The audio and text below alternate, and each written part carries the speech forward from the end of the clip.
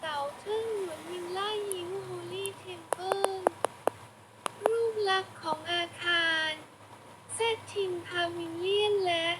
ประตูวัดเนเตรยาการ์เด้นไฟเซตเทมเพิลในบริเวณใกล้เคียงมีทีทีสวินเลจเจนแอนด์เทมเพิลเนชั่นแนลเทนันยูนิเวอร์ซิตี้ออฟเดอะอาร์ตอ่างเก็บน้ำ WU ชันโทเขตทิวทัศน์เฮฟเว่นแพลตฟอร์มสะพานแขวนชั้น 1 2 3 4 5 และ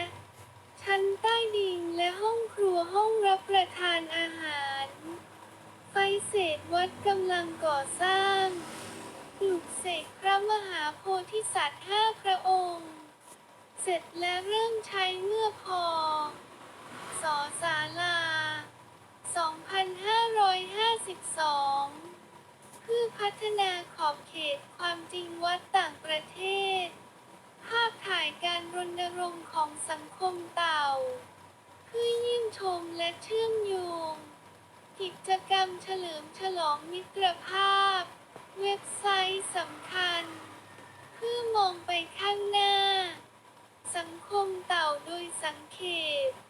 ทิวทัศน์ของวิลล่านั้นคล้ายกับแดนสวรรค์ของผลิตภัณฑ์ที่มีชื่อเสียงระดับโลก ผลิตภัณฑ์นี้มีชื่อว่าโพลูมีลักษณะสะท้อน